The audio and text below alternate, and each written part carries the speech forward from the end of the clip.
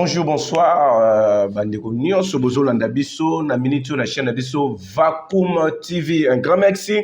Nous sommes disposés tant na yo pona kotala biso à travers notre chaîne Vacuum TV. Oyo notre DG na salué place aux alus Monsieur Delix Arlo.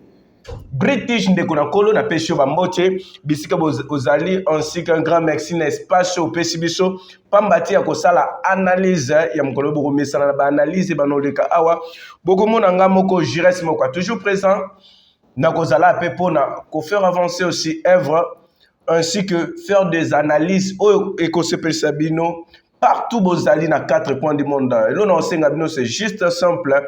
Bo s'abonner massivement qui n'est pas commis. S'abonner au fini cloche à notification.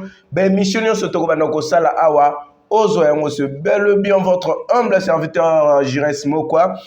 Le long nazanga moko na plateau, je suis accompagné avec une dame. Beau découvrier. D'ici là, c'est Blessing. Beaucoup découvrir na analyse oyo tozo sala mukola lelo oyo wapi ça et sali débat na ba internet partout na kati ya ville Kinshasa moi extrait oyo ebimi lelo na réseaux sociaux et sali débat ceux qui n'ont pas la même parole avec mon réalisateur ba balancer biso nanu élément wana ya pasteur Mike Kalambai koma lobby batu babeta kinzamba tika ke espace pona bato babeta liboso pambata ya na sima ayo na sima pona asala nini ainsi que ba invité na ye de marque o bakozala wana na concert ya Stade de Martyr Regibo balancer biso elema bongo bo fongolela biso na présenter bino invité na ngai na présenter bino madame Blessing la diplomate. Bonjour. Bonjour. Bonne santé. Ouais, santé bien. Moussala. Tout se passe bien. Et mon abonné, nyonso ya Vacuum TV au balandi yo mkola lelo. Vraiment, s'abonner vraiment massivement à la chaîne ABC ya Vacuum TV. Car ande bolanda ngo bino moko boye bi ki batira bino biloko ya solo. Donc Botika est toujours fidèle à la chaîne ABC ya Vacuum TV pour ne pas rater des événements et surtout info oeza vraiment ya solo. Merci beaucoup. Merci Madame Blessing. Laisse-moi vous dire que as invité Nangate, c'est juste un collègue, tu partager le même plateau pour nous la analyse ya vidéo aussi que il y a conseil il y a pasteur Mike Kalambai, tout le monde qui a début à promotion, il y a pasteur Mike Kalambai, les a un peu froid. Tout bien au niveau organisation. Selon ma propos il y a pasteur Mike Kalambai qui est bateau babeta qui liboso, nous va permettre babeta. Est-ce que pasteur Mike Kalambai il est là jouer la stratégie au niveau organisation ils a plus que parce que tout côté ba wera to longoli ba mission chrétien parce que atteint ba fali na ba wera tout ça ba ngoni est-ce que le niveau organisation pasteur Mike Kalambai on les ka Ferigola on les ka fali pupa on les ka pasteur Moïse Mbi on les ka ba mission nyonso ba chanda ba beta wana est-ce que pasteur Mike Kalambai a ça défi contre batwana nyonso. Bon, pour répondre à ta question, parce que au Sangissi Nyonso, mais je ne vais pas me mêler dans la polémique les capistes. Mais parce que c'est pour l'instant, c'est déjà commis déjà polémique. Et comme polémique, parfois, ils ont des partenaires bazolo belango. Ils ont problème de compréhension. Moi, je comprendre et qu'on a ndengé parce que il faut que l'on va bien. Biso na Congo to lingaka eloko ezope sa polémique makasi. Pe biso mo to comme ça eloko ane za la polémique. To zoluka polémique et sika polémique ezate. Oh pasteur Mike Kamba azokende na malam. D'abord concert na ye pona ko anticiper vraiment na ba mitune kokoya Mike Kalambai aza ko organiser ba biloko na déjà bientôt mona ki déjà au début Mike Kalambai a qui ba affiche ba banderole presque partout pour ko annoncer que le 27 plutôt on a concert na Stade des Martyrs. Est-ce que tozo ko se poser plus ba question que Stade des Martyrs ezanjum les anzum nene oyo ezosenga que pasteur Mike Kalambai il doit travailler plus, il doit jouer à son intelligence, ba stratégie ebele ezosenga que vraiment quand on organise un concert, il faut autant là-bas élément en agnos. Un organisateur, au monde qui est à mon déjà organisateur et un concert pour un événement à l'événement, à là que déjà qu'est-ce qui manque, je dois faire quoi alors on peut pas stratégie on n'a pas battre bien que l'isapiment quand elle on la facilité tu belé balobi alors ba stratégie n'est plus côté à pasteur Moïse Mbi et tout le monde a pasteur Moïse Mbi à ça les challenge à ba rappeur il peut se ça la challenge ya ba drummer ba penser ne mingo qui ne mingo plonger kaka na ba activité au pasteur Moïse Mbi à ça là qui c'est vrai. Non, c'est faux. Non, tout le monde y a un ok, bah rappeur, bah ça les challenge. Mais vous parlez des rappeurs. Côté tout le monde va des drummers. Tu parles des choses différentes. Est-ce que pasteur Mike Kalamba a bien si bah rappeur? Non. Bah drummer. Mais déjà, il faut comprendre une chose. Mike Kalamba a mon ambassadeur il y a Majab Talent. Je crois à bénéficier de concert plutôt conseil au pasteur bazo yebsaye parce que au moni bato baza na hiérarchie ya majab ya majabu baza plus bato basa ela ranzambe maikamba ko ça le côté pour na alanda mutu non de un, il faut te corriger place wana que Mike Kalamba ya malanda ngoluti. Mais pourquoi azo sala eloko na inspiration o ezoya. Ceux qui te dit à l'andité dans le jeu de tout le monde à l'andi rappel tout le monde koto challenge tout le monde a été to kene kaka na kata zone moko. Non.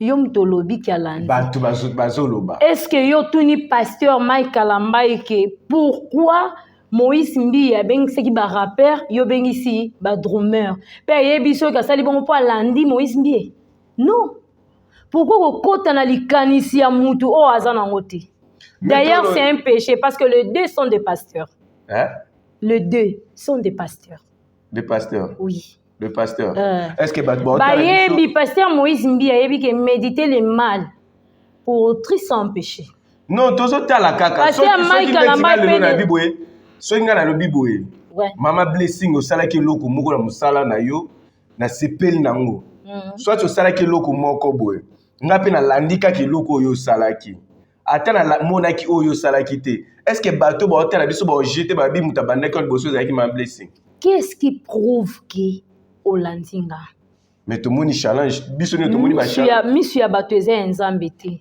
tolobela bato baza basala nzambe tolobela fali na ferete tolobela bato baza basala nzambe basali nzambe mais tozolobela fali na ferete na fali koti na kati baza bato est-ce qu'il faut kokima bango jamais toko kokima bango to mona kutu ezara bien soki campagne évangélisation moko ezo mona pena bazo tambola na nzela bazo belela ke même bando qu'il faut baya po baya koluka délivrance merci to koma place wana ya oya bengisi fali a promettre qu'il y a koya mais invité n'est spécial c'est où en sonne tout comme ma place on a mais à niveau organisation est-ce que pasteur Mike Kalamba parce que ça défi à autre le baron to la on a mission je crois que ngate kam na yoki na yona bato balandi biso bayoki quand ta pasteur Mike Kalamba est comme défi que en ça la plus que bato ba beta liboso est-ce que pasteur Mike Kalamba a ça la plein que le pasteur Moïse Mbi est-ce que pasteur Mike Kalamba a ça la plein que le Fali Poupa est-ce que pasteur Mike Kalamba a ça la plein que le Ferrebola est-ce que pasteur Mike Kalamba a ça la plein que le Weranson ko ya lobi ki Weranson mutatondi sa stade na ko le Kabatunyos yo boy qui polémique namoni on dirait concert ya pasteur Mike Kalamba ezo bouger batu mutu oh ezo mona déjà que ezala dégâts ya makasi ah bon pasteur Mike Kalamba tout ce qu'on a mamba ba réseau sociaux ezabiyoka yoka tout ezana bato mususu ba déformer information pasteur Mike Kalamba aleki une émission na moko ya chaîne na biso chaîne nationale azalaki na moko ya ba journaliste pe o aza professionnel alobi yango bien ba poser question ba c'est que pasteur Mike Kalamba au coton de sa concert est-ce que vous en a posé pena conseil à la plein tonnier j'espère que total la émission là tolanda réponse à pasteur Mike Kalamba ezakini yango des amants quoi réponse on a pétion pasteur Kalamba ya lobi stade etonda te mais azobeta concert na ye ekoleka pe en plus posa na ye eza ke bato oyo baza bakangemi basala nini bazwa délivrance. C'est ça l'objectif. Aye kosala te parce que songolo pasteur asalaki boye ye pasala boye. Preuve ane to monaki ba fiche na ye partout na ba coin société avant même que concert ya Moïse Mbie salama. Déjà na ba coin stratégique to monaki ba bandeur. Yango lobi ke ba wele laki. Yango pasteur Mike Kalamba bi ba wele laki nzamba tiki bango ba sala. Parce que c'est le temps de pasteur Mike Kalamba a corriger bango nyos. Non. Parce que tout le monde a un niveau organisation, comment on va monter le podium est à la koleka ya wana, podium est à la koleka ya oyo, selon l'organisation de tout le monde. Yondo zomona soit bateau bazolinga ba kota na kasa ba polémique wana bazomona ke podium oyo kozala o podium oyo kozala oyo. Na ebiso eloko moko ke mutu na mutu azo travailler na lolenge na ye. Na ndenga zomona ke makambo nange ko simba il faut na sala bo. Il y a des stratégies. Ko préparer concert ozomona ke stade des martyrs wana ezelo comme nini. Stade des martyrs comme le quoi baromètre. Au monde au mutu nyonso okende a se mesurer. Le to moni ba pasteur bayoana. Mais ngai na sepeli parce que lelo Moïse Mbie, lelo pe komi Mike Kalamba abeta place wana parce que toze belé na mboka oyo. Bato mitema mabe baza pe belé ata na nzela ya concert pasteur Mike Kalamba pardon to bongo la ta mitema to ya pe belé to bénéficier na bénédiction est-ce que bato bongo la mitema na concert ya pasteur Mike Kalamba parce que o ya pasteur Moïse Mbie c'est à travers ba chanson oui est-ce que mutako koyoka pe nzembo aza édifié azali na problème moko boazu pe solution kaka na royoka.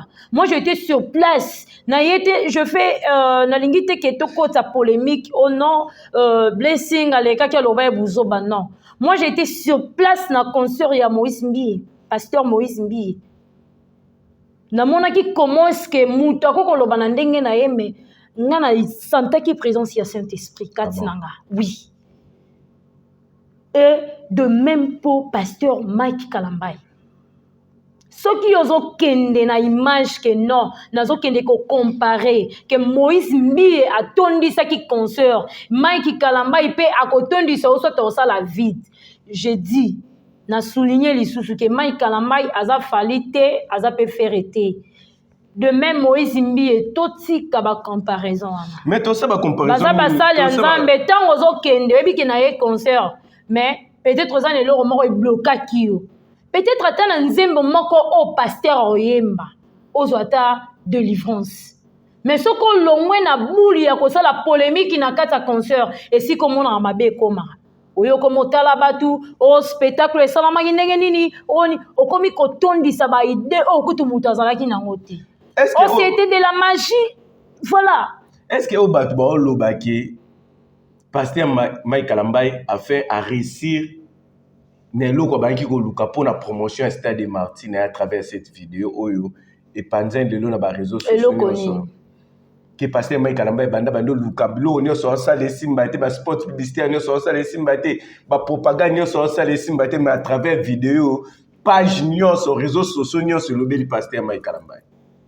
Et le bidé afin pasteur Mike Kalamba a réussir. Yo journaliste. Est-ce que afin pasteur Mike Kalamba a réussir pour la promotion Stade des Martyrs à travers cette vidéo? Oui. Donc, vidéo n'est lobby si conseil à pasteur Mike Kalamba. Vidéo ko lobby c'est par rapport aux amusements. Et ça na kati ya ba stratégie na temps ozo préparer concert. Amusement. Oui. Oh, et ça moko élément ya kati ya ba stratégie. Au moins na préparation. Et ça na ba élément nango.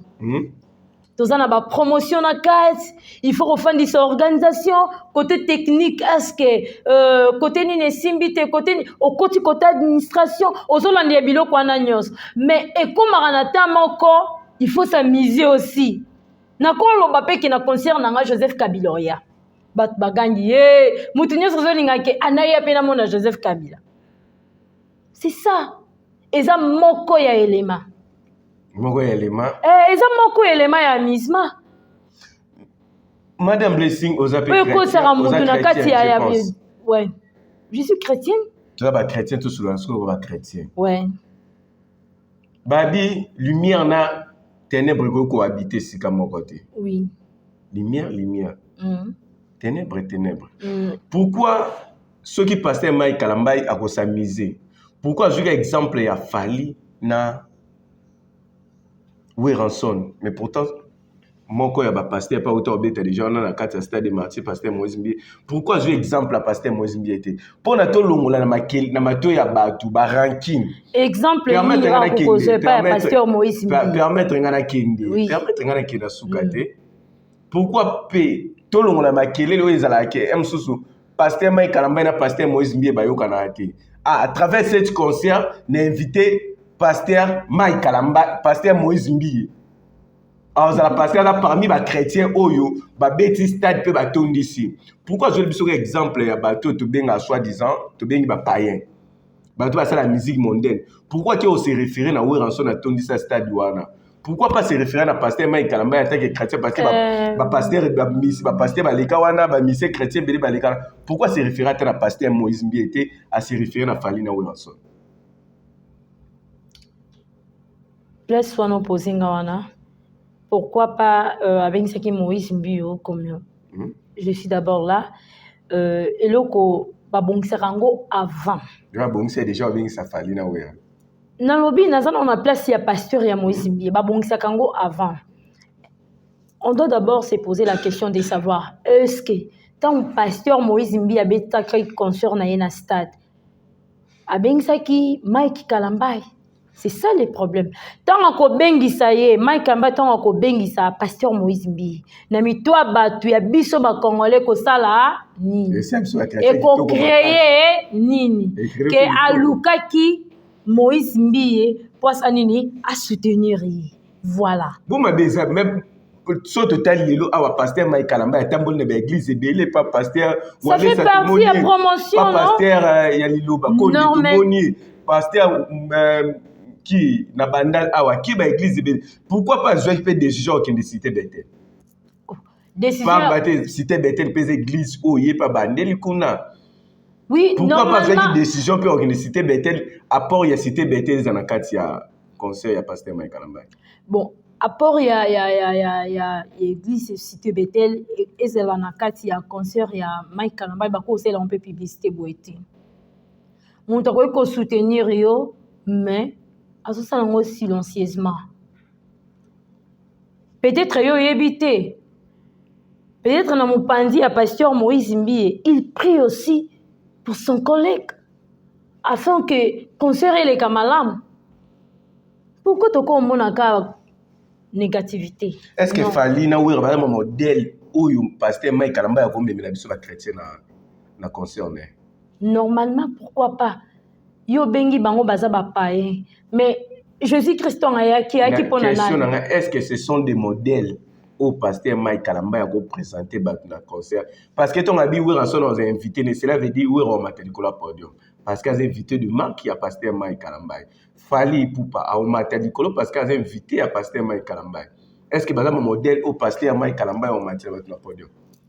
Premièrement, tout long la non makanisi wana. Pasteur Mike Kalambay a bengisi mutu nyos.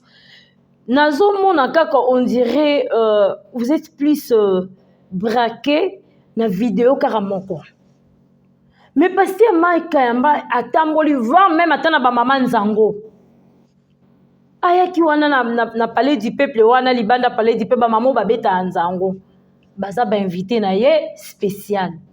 Ba maman ba beta nzango pasteur Mike Kalambay. Ayaki wana moi j'étais sur place. Et le moyen pasteur Mike Kalambay a qu'était pas pasteur de la foi. Après cette invitation, alors que j'ai invité na ye spécial tanga. Mais pourquoi kaka invitation fali tu as ouais raison de poser problème non. Baza batu lokola yonanga.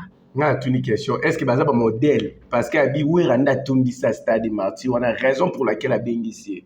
Est-ce que bengisi oui rapona abongo lycée mutema toi bengisi oui ra pona kaka atondi sa stade martyr. Non, tu comprendre le message wana mabe. C'est pas pour remplir les stades de martyrs. Da bengisi oui ranson non. Si c'était le cas, alinga ko sala carnaval wana te asali ba tour ya ba église tout ba tour ya non alinga sala ngote ba promotion nyoso asali alinga sala ngote. C'est juste une invitation à venir ou à ne pas venir. Tout le monde a un concert ya Moïse Mbi, et on a bandé ko préparer concert na ye. Tout le monde a commence que yemo kwa kitaki. Akei kopé sa invitation pour kabenga na maman Denise. Aya, un concert. Pourquoi pas créer qui polémique? Pourquoi pas? Il a fallu, il y a eu ko créer polémique. Tout le monde a biloko nandenge o biso batozo monate. Mais voyons plus les choses sur le plan spirituel. Tant que benga bango, il y a une signification dedans. Signification, c'est ah. Tonga na bengi mutu na ebiso ke yaka. Yo ebite na nzela eloko wana ozape délivrance na ye. To longo na ba débat o tozo kota nango. To longo na ba polémique o tozo tia. Mukolo ngo ekoka le 27. Batu ba yebele ba le 27 mutu na mutu azwa part na ye. Mais nalingi na ebisa mutu kaka oyo azolanda ngai na Vacuum Télévision que le 27 déjà c'est pour bientôt. Tant aux concert pour la polémique, koya concerté pour na otala que pasteur attondi ici ou pas. Mais batmusu bangi déjà par rapport à la vidéo pasteur Mike Kalamba le bel bosso boy sa gouvernement bon ça ba colonne à stade de Martyr parce que risque stade de Kobukana ba hôtel li sous le vidéo au monter tout le monde qui on a concert ya pasteur Moïse to ki batu ngano to tamol na balabala to ki comment batu ba déplorer que comme bangi sa bango ko kende m sous pasteur Mike Kalamba par rapport ya ba propos ya pasteur Mike Kalamba ba retrouver te ki bon sambo ba on ba singa parce que ba public et singa ki pasteur Mike Kalamba yozung sa bonzambi na kati stade de Martyr. Ce que ba tala ba propos na ye ba retrouver te bonzambi na kati makambo pasteur Mike Kalamba yo sa ba musu ba mo banga même ko ya stade de Martyr. Ce que Sali appelle na gouvernement, c'est sur le plan sécuritaire pour sécurité à la macasse. Il faut que tala Non, c'est pas dans ce sens. Tout le babilo qu'on dirait yo sa journaliste papa. Non, celui qui a loba. Comme il appelle pasteur Mike Kalamba. Sécurité, tout ça na pour sa sécurité mukolongo ezala makasi. To monaki na concert ya Moïse Mbi na zozonga toujours wana parce que tozonga to comparer deux personnes wana. Oh baza basali ya Nzambe. To tia pasteur Moïse Mbi mpasi. Tenga na zongi ici. Pour na porte ceux qui to oui atangi fali poupa na we ranson mais to bi ba dégâts. Mais opposa qui question pourquoi pas Moïse Mbi a salaki nenga bana ko préparer babilo na Mike Kalamba opposa bilo moi bon na zongi si okara na pourquoi tu as se référer na pasteur Moïse pourquoi pas se référer c'est qu'on place on n'a pas se référer papa totala qui ba image à 4 est-ce qu'il y a libande au mona qui a se référer na ranson il y a se référer na ranson concert wana batu ba kota na porte étouffement le kema casse. Il faut te bimisa ba image nuance étouffement et les cas qui m'casse même n'importe bayo kokota n'importe directement. Moi je vis bateau ba kwe ki wana sur place mais tellement nzamba zana biso bazaki toujours malade na kati ya stade bato mususu bazaki étouffé mais ba mort ezalaki te par rapport à deux musiciens qui t'a dit que ya pasteur Moïse Mbi ya pasteur Mike Kalamba inde ba mort ça so ki nzamba batela ki personne ba sala ba plein makasi mais ba dégâts ezala plus na ba concert nani ebisio que ces deux personnes wana ba yende ba dégâts ko sama makasi non to tanzambe na biso en épreuve nazolinga te plus toko tsango ndenge tozolinga toko tsango eza makambo nzambe nzambe o permettre te mwana moko akufa na kati ya concert oyo pasteur Mike Kalamba yazosala non eza première concert na ye to souhaiter bolam elanda to souhaiter ba témoignage ya kitoko kene ki concert wana en tout cas nazaki na problème moko mosala nzamba swinga na zwi musala naki na concert wana nazaki na problème moko libala nzamba swinga en tout cas libala nanga e comme stable nayaki na mpo ezalaki problème financier nzambe asungi ngai. Donc c'est ça. Mais soki tozoya nango na bomoto boye otikala omona eloko te en plus olongwe na ndako na yo oye eza lokolo ozokende église tozomona bato bazokeba ngomba baplace ebelebele azokende eloko il faut déjà préparer yango spirituellement. Là je m'adresse plus na bana nzambe oyo bakoya concert wana. Donc préparer concert wana spirituellement ntango azoya boye je viens pour un objectif précis. Je ne viens pas pour faire de comparaison. Ngaso na ye wana na ye na yebi ke nzambe à travers nzembo moko déjà Mike Kalamba ya laraki biso na nzembo wana so na yo ki nzambe osala miracle na yo. Merci, nous sommes arrivés pratiquement à la fin de notre émission pour aujourd'hui. Madame Blessing, deux ou trois questions. Et allons qu'à simple répondre à vrai ou faux. Vrai ou faux, pasteur Mike Kalamba ya beta concert pour la défi par rapport à la vidéo totale. Faux. Vrai ou faux, concert à pasteur Mike Kalamba et les concert tout beta monastère. Bon. Toya kapo moko eleka mninga te. Tope ozana sam mninga te mais osala maramba malamu bat pasipela. Vrai ou faux, pasteur Mike Kalamba ya osala mpiaka. Faux. Parce que le lot est dit. Bon, je suis journaliste, mais oui, on s'en la tia kate. Ni les alliés atteignent où est l'équipe, batunio soit bête à stade des martyrs. Est-ce que yon les kawera? Tu peux les kafali pour pas? Na répondre à la question. Les acquis question mon loro la question mon piège. Mais na biso que tant toyaka. Na sengi nzambe mission moraimba nzambe na sengi yo bobola te. Na sengi yo pe bozuite mais pesanga o esenini ekoki nanga. Donc nzambe apesa pasteur Mike Kalamba o ekoki pote concert wana ele kamalam. Un seul house de jeu salim na concert pasteur Mike Kalamba. Ba biezote kama ba biete kami makasi donc nyonso ezoleka vraiment je sais pas nde nazomona lelo kwango nzamba sunga parce que biete kami makasi bato baza na souci ya les 27 ango baya ba vivre penza bikamwa ya nzambe pour la sécurité étouffement obi omona ba koya kina ba concert mususu mais ni noko conseiller ba parents ba koluka ba mema bana na bona concert. Pasteur Moïse Mbi est déjà pasteur Mike Kalamba excusez-moi à ça lui appelle na gouvernement. Pourquoi ça lui appelle na gouvernement? Parce que au moni stade des martyrs nde tolobi eza nzungu lo nzungu à ma famille.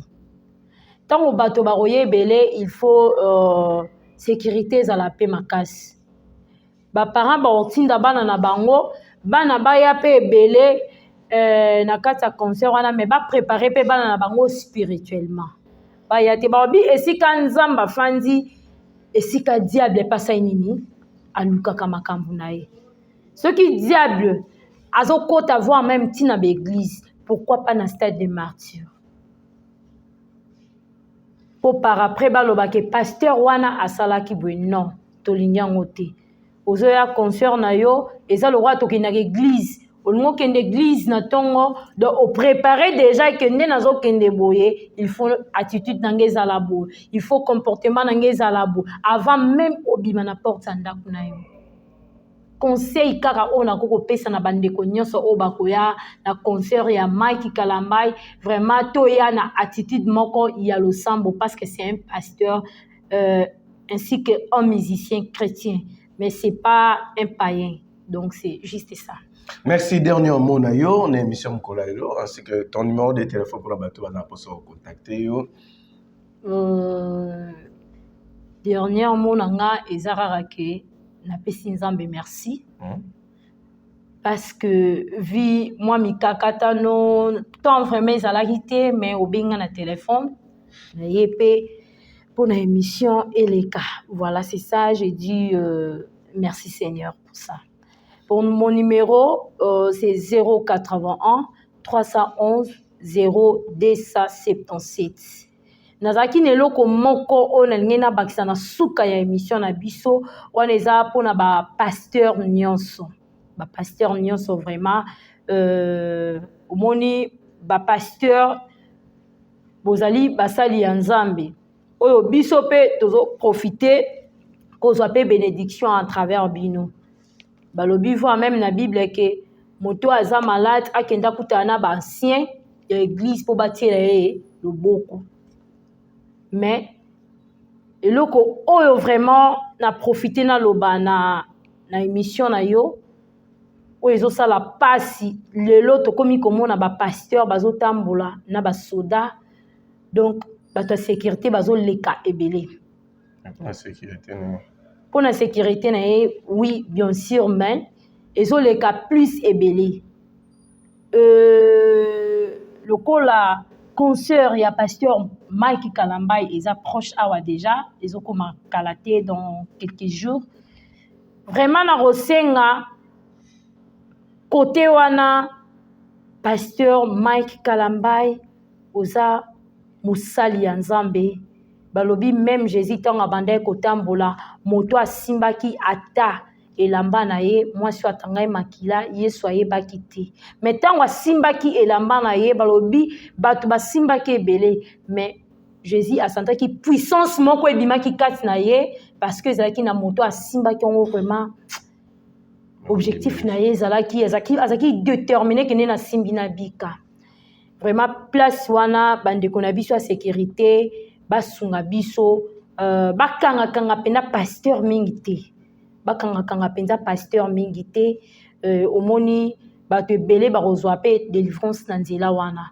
basala musala kitoko parce que c'est un homme de Dieu aza politicien te aza ministre te aza nani te oyo bokoko kanga mais il est là pour les enfants de Dieu même pour na bato nyonso oyo baza bapayen baza pe na posa bazwa babénéficier na ngolu wana pe bénédiction wana voilà les derniers mots oyo nalingaki mpe napesa parce que déjà tozomona eloko wana ezobeta biso bandimi ezobeta déjà libaku sécurité leki tellement makasi oyo elobi nango ata ndeko moko ke so toke na basusiate baagent bakomi kozanga mpona nini bato nyonso bazokende kaka epa bapasteur lelo vraiment na kosenga lokola concert eza proche pasteur Mike Kalambai eza message na ngai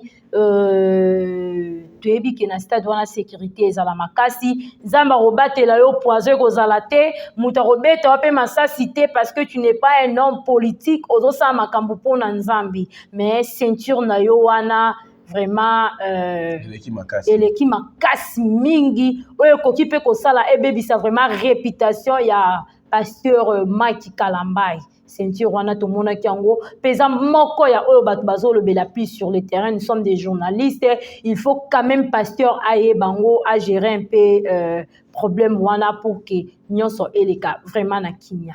Merci, nous sommes arrivés à la fin de notre émission et le remède so mbangu awa parce que vidéo automoni et la vidéo moko ngeke bomela même pasteur Mike Kalambai concerne parce que o ezolo ba déjà na balabala ba ko mobanga mais yango toyaki avec madame Blessing pour na to meka ko éclaircir bana na Nzambe nyonso ya ko banga penze zate promotion nyonso activité nyonso na ba stratégie nyonso na ba angle nyonso o mutakoki ko luka pona ya réussite ya eloko sala alors pasteur Mike Kalambai akoko simba wera akoko simba nyonso pambate concert eleka malamu ya obangeza te biso no tukutani le 27 na concert ya pasteur Mike Kalambai mais un petit concert biso to sala musala mais bo permettre biso to komisaka musala na biso petit na suka tonto lobela concert boy et comme to zwa ta image ya concert ka mukie et comme il y a aussi supprimer chaîne et comme il y a mambo belé mais pourtant na minute au pasteur Mike Kalambai azana poste ya presse et lobela presse et lobela